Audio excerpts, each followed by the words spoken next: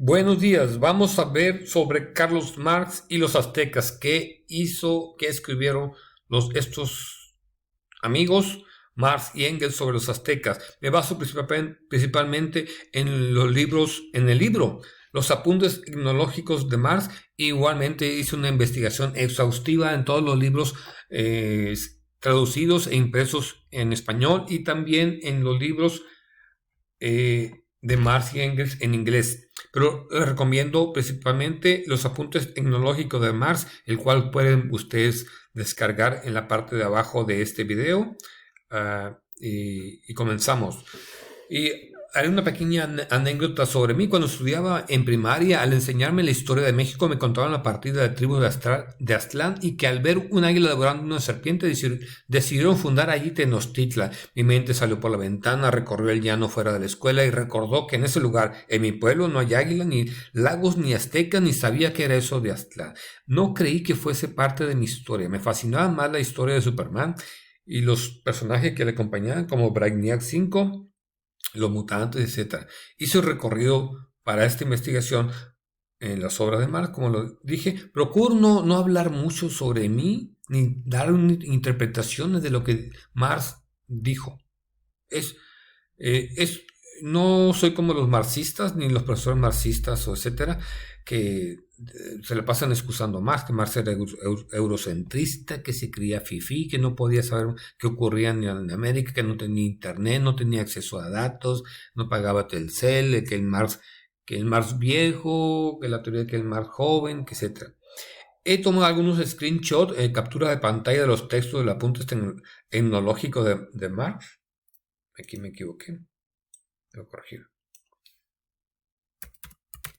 Tecnológicos de Marx, porque me pareció práctico. Casi todo el material corresponde a los apuntes del libro de Lewis Morgan, La sociedad primitiva.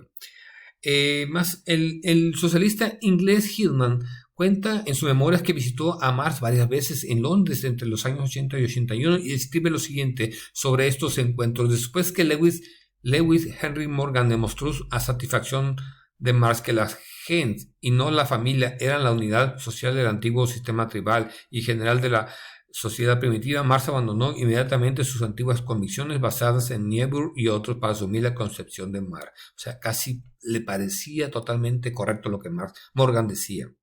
Karl Marx denominaba al México precolombino regido por el modo de producción asiático, despótico, o el despotismo oriental, o el despotismo hidráulico. Karl Wittogel califica a estos regímenes como la forma más dura de poder total. Es decir, los habitantes son muy duros entre sí y eligen gobernantes duros, sangrientos, etc. Por ejemplo, México tiene la tasa de homicidios de 26 por cada 100.000 habitantes. Y esta es una constante. Tiene como unos 80 años esa estadística. No importa que tengan o no tengan educación, o tengan o no tengan carro. Sigue siendo la misma tasa de homicidios entre ellos. Arreglan sus diferencias de esa manera. Los apuntes de Marx sobre Morgan, señala que los aztecas se encuentran en la etapa de la barbarie de la parte media. Los pueblos bárbaros que pasan a escribir tienen una serie de características que se describen en los apuntes más adelante. Repasaremos algunas cosas, por eso transcribo la carta de Engels a Bebel del 6 de junio del 76, donde menciona su trabajo de próxima aparición, el origen de la familia, de la propiedad privada y del Estado, donde explica que comprende las siguientes partes: salvajismo, barbarie, otra parte menor, y la civilización. Y los españoles aquí se encontraban, los aztecas. Y paso a leer esta pequeña parte que ya lo vimos en el video sobre Colón. Desde que los ingleses se apoderaron del comercio mundial y elevaron sus negocios de fabricación a tal altura que podrían proporcionar a casi todo el mundo civilizado sus productos. Y a través del surgimiento de la maquinaria, la condición bárbara de otros países se eliminan constantemente. Esta maquinaria fue creada gracias a que Colón descubrió América. Sabemos que los españoles encontraron las Indias orientales en la misma etapa de desarrollo que los ingleses hicieron con los indios. Sin embargo, estos siguieron viviendo de la misma manera que lo hicieron durante siglos, es decir, comiendo, bebiendo y vegetando. Esto lo dijo Engels en el 47. Y aquí está un esquema del desarrollo social de Morgan, que ya hemos dicho que a Marx le parecía casi todo correcto. Y aquí viene que los aztecas se encuentran en la parte media. Los subrayados, estos con colores, son míos. Y la parte de esta media consiste en domesticación de animales, cultivo de hortalizas por medio de riego, labrado de metales, pastoreo, antropofagia y florece la agricultura y la ganadería. Marx y Engels velaron porque los pueblos y naciones se civilizaran, adoptaran la revolución industrial e incluso hicieran la suya, es decir, que siguieran los pasos que realizó Inglaterra para crear ese sistema denominado capitalismo o modo de producción inglés. Yo así lo denominé, modo de producción inglés. Expresamente lo dice en los propósitos de su obra El Capital, en el prólogo 1 del capítulo 1, del tomo 1, perdón. Más adelante lo veremos esto. Las medidas y recomendaciones a los pueblos y naciones del mundo que sugerían más era el de realizar cambios, mejorar las fuerzas productivas en el capitalismo. La serie de recetas contenidas en el libro El Capital y demás escritos son para realizarlas dentro, durante el capitalismo. No es para ignorarlas ni para mantener tampoco a los indígenas en ese pueblo soñado, sagrado, que realmente eran bastante sanguinarios. Entre ellos mismos se mataban. Como lo han hecho la mayoría de los marxistas, personas de izquierda o derecha, sino para aplicarlas, hay que aplicarlas en su país. El capital no es un arma para combatir, el libro del Capital no es un arma para combatir el capitalismo, sino para hacerlos avanzar. Su autor no es anticapitalista o antisistema.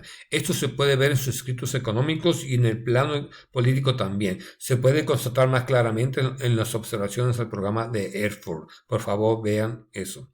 No es que el sistema capitalista va a colapsar por crisis. Ya no sucedió, al menos no sucederá por crisis por sí solas, por superproducción. No se trata de hacer estudios del día y hora del derrumbe, como tampoco de ayudar a esa caída. Esas son medidas anticapitalistas totalmente de mentes ansiosas o desesperadas o del tercer mundo. En las observaciones de abajo, Morgan señala que en los pueblos bárbaros es común y normal el canibalismo, tal como sucedía con los aztecas. Y no ocupo repetir lo que ya viene subrayado. Y los indios semipueblos, tales como los Zuni, los aztecas y los cholulas, que se hallaban en el periodo 2. Aquí viene hablando cómo esta práctica va desapareciendo, del canibalismo, como en la alimentación farinácea desaparece el canibalismo. Este perduró en la guerra practicada por los contendientes entre los aborígenes americanos en el estado en medio de la barbarie, por ejemplo los aztecas, pero la práctica general había desaparecido. En el salvajismo se practicó con los enemigos capturados y en tiempos de hambre con los amigos y los parientes. Era muy buena onda los. Ven Fido para acá. Aquí ya saben que aquí están comiendo el famoso pozole mexicano. Originalmente, en la receta originaria del pozole se hace con partes humanas, con carne humana. Hoy se utiliza el cerdo, el cochito. La confederación de los iroqueses y los aztecas fueron las más destacadas por sus propósitos agresivos. Entre las tribus del estado inferior de la barbarie, incluidos los iroqueses, la obra más destructiva la realizaron en pequeñas partidas, es decir, había como tipos sicarios, casi independientes. También había algunas observaciones sobre los mayas, aquí lo pueden ver, y pues aquí matándose entre ellos. Y la confederación de los aztecas, la única plaza fuerte de los aztecas es el pueblo de México. Al ser tomado, pues fue dominado por los aztecas, y otra vez que los aztecas y sus confederados se hallaban en el estado medio de la barbarie. No hubo ningún reino de México como figura en las primeras descripciones, ni un imperio de México como lo llamaron posteriormente. Lo que hallaron los españoles fue simplemente una confederación de 3 tribus. Esta es una pequeña obra de arte que hacían y le ponían las calaveras ahí en las plazas para que lo vieran sus amigos y enemigos. En la época de la conquista española, aztecas, texcucas, tlacopas, xochimecas y chalcas habitaban el valle del habitaban el valle de reducidas dimensiones, más o menos como el tamaño de Rhode Island, aquí haciendo lo que sabían hacer. Y en 1520, la Confederación tuvo frecuentes guerras con las tribus circundantes, especialmente con los débiles indios pueblos del sur del Valle de México. Estas incursiones se repitieron con el expreso propósito de ganar botín, imponer tributo, capturar prisioneros para el sacrificio, hasta que las principales tribus de esa zona, con algunas excepciones, fueron sometidas y hechas tributarias, incluidas las aldeas dispersas de los totonacas cerca del actual Veracruz. Como los indios del norte, los aztecas no canjeaban ni dejaban en libertad a sus prisioneros. El poste del suplicio era su destino entre los indios del norte, si no eran salvados por adopción. Entre los aztecas se les ofrecía como sacrificio al dios principal de su culto. Entre los aborígenes americanos, el sacerdocio organizado no aparece hasta el estadio medio de barbarie, conexión con la invención de ídolos y sacrificios humanos como un medio de adquirir autoridad sobre los hombres. Probablemente la misma historia en las principales tribus del género humano. Con respecto a los prisioneros, tres costumbres sucesivas en los tres subperíodos de la barbarie. En el primer periodo se les quemaba en el poste, en el segundo eran sacrificados a los dioses, en el tercero se les esclavizaba, en el 3 se mantenían eternamente hasta muy avanzada la llamada civilización, el principio de que el prisionero pertenecía a su apresador. Pero los aztecas, prosiguiendo, no se hallaban lo suficientemente avanzados como para, por ejemplo, como los romanos, trasladar a la gente de las tribus sometidas a su propio lugar e incorporarlas. Y así, grabadas estas tribus henchidas de enemistad y siempre dispuestas a sublevarse. Con tan limitado material inventaron las crónicas, bueno, pues ya pueden ver más o menos, es lo que más percibían, cómo eran los aztecas. Y pues aquí va mi comentario. Los aztecas eran un pueblo bárbaro, no civilizado, el cual, al ser conquistado por un pueblo con cultura superior como los españoles, convirtió a los futuros mexicanos en una sociedad incorporada a los tiempos modernos, con sus detalles, dado que fueron los españoles, pero fue un gran paso al incorporarlos o tratar de incorporarlos al carril del progreso y la civilización. El desarrollo de las sociedades, según Karl Marx, va en orden ascendente y en progreso, desde estados primitivos, salvajes o bárbaros, hasta estados de civilización. Engels consideraba que la invasión norteamericana a México en 1847, fíjate, aún después de 300 años, era una victoria epocal celebrable. En América hemos sido testigos de la conquista de México y nos hemos regocijado con ella. Tal victoria se realizaba, según él, contra tierras bastante bárbaras todavía y los vestigios de la Edad Media todavía. Engels incluyó la conquista de México por Estados Unidos. El uso de la palabra conquista no es accidental. En una carta de 1854, Marx también usó la palabra conquista en español para referirse a la invasión norteamericana a México. Para comparar los libros La guerra con México de Roswell y el de Solís, Marx le dice a Engels: podrían establecerse algunas comparaciones muy interesantes entre las dos conquistas.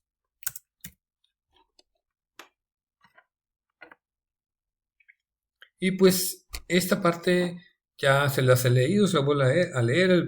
Es el prólogo a la primera edición del Capital, donde Marx dice que hay que investigar las leyes que hacen poderoso a Inglaterra y que el país industrialmente más desarrollado no hace sino mostrar al menos desarrollado la imagen de su propio futuro.